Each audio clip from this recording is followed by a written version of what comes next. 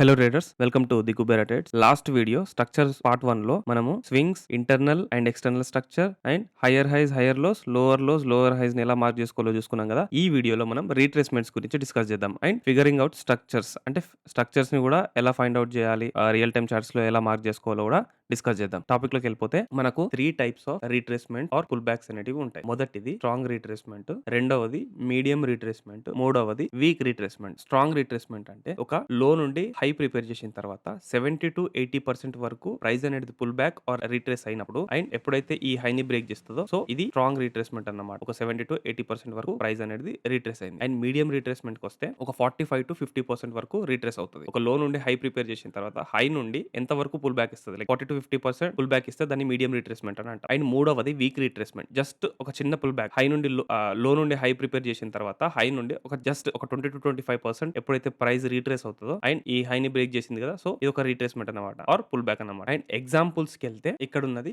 Week retracement example. ఎప్పుడైతే ఈ high నుండి లో ప్రిపేర్ చేసింది కదా, ఈ లో నుండి ఈ హై ఎప్పుడైతే బ్రేక్ చేసి అండ్ ప్రైస్ అనేది ఇక్కడ నుంచి రీట్రేస్ అయింది కదా, సో ఎంత వరకు రీట్రేస్ అయింది, జస్ట్ ఒక చిన్న రీట్రేస్మెంట్ మాత్రమే జరిగింది. సో ఇది వీక్ రీట్రేస్మెంట్ యొక్క ఎగ్జాంపుల్. అండ్ ఇక్కడ చూసుకున్నట్టయితే స్ట్రాంగ్ రీట్రేస్మెంట్, ఒక హై ప్రిపేర్ చేసిన తర్వాత ఒక లో ప్రిపేర్ చేసింది కదా ప్రైస్ అండ్ ఎప్పుడైతే ఈ ప్రైస్ ఈ హైని బ్రేక్ చేసింది కదా, ఈ ప్రైస్ ఇక్కడ నుండి ఎంత వరకు రీట్రేస్ అయింది, చాలా డీప్ గా రీట్రేస్ అయింది near to this order black. So ఇది డీప్ రీట్రేస్మెంట్ అన్నమాట. అండ్ మీడియం రీట్రేస్మెంట్ వచ్చేసి ఎప్పుడైతే ప్రైస్ ఈ హై బ్రేక్ చేసిందో ఈ లో నుండి ఈ హై జస్ట్ ఒక 50% వరకు మాత్రమే ప్రైస్ అనేది రీట్రేస్ అయింది. ఇదన్నమాట ఎగ్జాంపుల్. ఒకసారి రియల్ టైమ్ చార్ట్స్ లోకి వెళ్ళి చూద్దాం. ఇక్కడ చూసుకున్నట్టయితే మనకు బ్రేక్ ఆఫ్ స్ట్రక్చర్ జరిగింది. అండ్ బ్రేక్ ఆఫ్ స్ట్రక్చర్ అనేది ఎలా ఉండాలి అంటే క్యాండిల్ క్లోజర్ తో ఉండాలి. క్యాండిల్ క్లోజర్ తో ఉంటేనే మనం బ్రేక్ ఆఫ్ స్ట్రక్చర్ గా కన్సిడర్ చేయొచ్చు. లేదంటే అదొక లిక్విడిటీ స్వీప్ లాగా కొన్నిసార్లు అవుతుంది. సో ఇక్కడ నుండి నేను ఈ గ్యాన్ బాక్స్ టూల్ తీసుకుంటున్నాను. ఇక్కడ నుండి ఇక్కడ వరకు 50% వరకు ప్రైస్ అనేది రీట్రేస్ అయింది. దీన్ని ఏమంటాం మనము, మీడియం రీట్రేస్మెంట్ అంటాం. ఇక్కడ కూడా చూసుకున్నట్టయితే మనకు ప్రైస్ ఎలా ఎక్కడ వరకు రీట్రేస్ అయింది, ఈ హై వరకు బ్రేక్ ఆఫ్ స్ట్రక్చర్ జరిగింది కదా, అది క్యాండిల్ క్లోజర్ తో అండ్ 50% వరకు రీట్రేస్ అయింది. ఇది మీడియం రీట్రేస్మెంట్. అండ్ ఒకసారి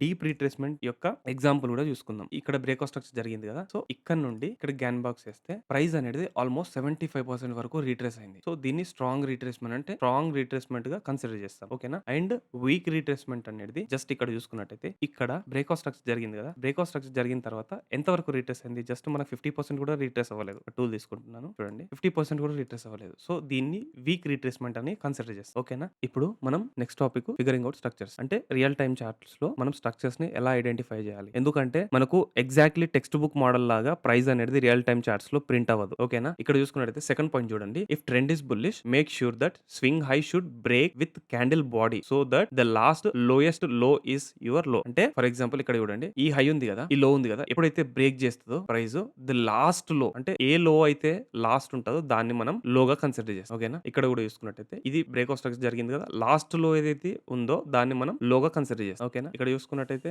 కొంతమంది ఏం చేస్తారంటే మనం తప్పుగా ఇనిషియల్ డేస్ లో నేర్చుకునేటప్పుడు ఈ ఏరియాలో మనం పింగ్ లోగా మార్క్ చేయడం ఇలాంటి తప్పులు చిన్న చిన్న తప్పులు చేస్తాము. గుర్తుపెట్టుకోండి, బుల్లిష్ లో అయితే లాస్ట్ లో, బేరిష్ లో అయితే లాస్ట్ హై. ఈ బ్రేక్ ఆఫ్ స్ట్రక్చర్ జరిగే ముందు ఇది బేరిష్ ది, ఈ బ్రేక్ ఆఫ్ స్ట్రక్చర్ జరిగే ముందు లాస్ట్ హై ఏదైతే ఉంటుందో దాన్ని స్వింగ్ హై గా కన్సిడర్ చేస్తాం. ఓకేనా. మనం రియల్ టైమ్ చార్ట్స్ లోకి ఒకసారి వెళ్ళి ఎగ్జాంపుల్స్ ని చూద్దాం. ఇక్కడ చూసుకున్నట్టయితే ఒక లో తీసుకోవాలని చెప్పిన కదా, ఫస్ట్ ఒక లో అండ్ ఒక హై తీసుకున్నామా అండ్ బ్రేక్ ఆఫ్ స్ట్రక్చర్ జరిగింది, అది కూడా విత్ క్యాండిల్ క్లోజర్ జరగాలి. క్యాండిల్ క్లోజర్స్ జరిగినాయి. ఓకే. సెకండ్ పాయింట్ వచ్చేసి మనకి ఏంది, లాస్ట్ లో ఏదైతే ఉంటుందో దాన్ని స్వింగ్ లో కన్సిడర్ చేస్తాం. ఇది మనకు స్వింగ్ లో. ఇక్కడ చూసుకున్నట్టయితే ఈ హై నుండి క్యాండిల్ క్లోజర్ తో జరిగింది కదా, మనకు ఈ లాస్ట్ లో అనేది స్వింగ్ పాయింట్. ఓకేనా. ఇలా మార్క్ చేసుకోవాలి. స్వింగ్ హై, స్వింగ్ లో అండ్ ఇక్కడ స్వింగ్ హై అండ్ ఇక్కడ స్వింగ్ లో అండ్ నెక్స్ట్ ఇంకా పై. మరి ఇక్కడ స్వీప్ చేసింది కదా బ్రో అంటే ఇది లిక్విడిటీ స్వీప్ మాత్రమే. ఓకేనా. నేను ఏమన్నాను, క్యాండిల్ క్లోజర్ కంపల్సరీగా ఉండాలి. క్యాండిల్ క్లోజర్ కంపల్సరీగా ఉంటేనే మీకు బ్రేక్ ఆఫ్ స్ట్రక్చర్ గా కన్సిడర్ చేస్తాం. ఇలాంటి విక్స్ అనేది వస్తే వీటిని లిక్విడిటీ స్వీప్స్ అని అంటాం. నెక్స్ట్ వచ్చే టాపిక్ ఏదైతే ఉందో అది లిక్విడిటీ పైనే ఉంటది. సో ఇక్కడ విక్స్ ని కన్సిడర్ చేయకండి బ్రేక్ ఆఫ్ స్ట్రక్చర్స్ లో. అది ఒక మంచి కన్ఫర్మేషన్ అన్నట్టు. ఎలా అయితే ఇలా క్యాండిల్ క్లోజర్స్ ఉండాలి బ్రేక్ ఆఫ్ స్ట్రక్చర్. సో